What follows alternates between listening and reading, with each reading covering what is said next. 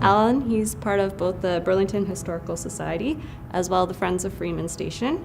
So at the Burlington Historical Society, he's been a part of that for 5 years now, I believe, and he served as vice president for 2 of those years, formally. And with the Friends of Freeman Station, he's one of the original board members, and he continues to be a part of their team.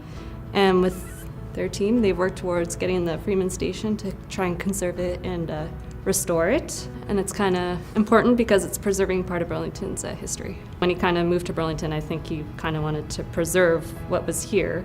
And since I've known Adrian for 10 years, so I've known Alan for 10 years, he has been really actively involved in that and trying to preserve part of Burlington's history. I nominated Dave. I've known Dave for about 5 years. Dave was very committed to the heritage in Burlington. He was part of the Burlington Historical Society.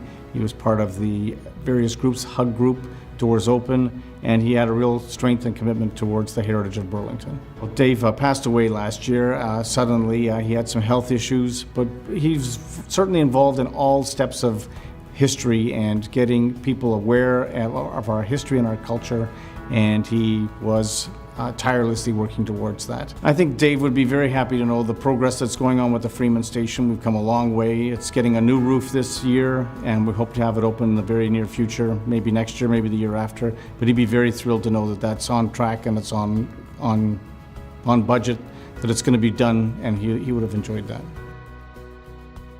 Well, Mary Jane has been volunteering at the museum for 40 years, and that's a heck of a long time.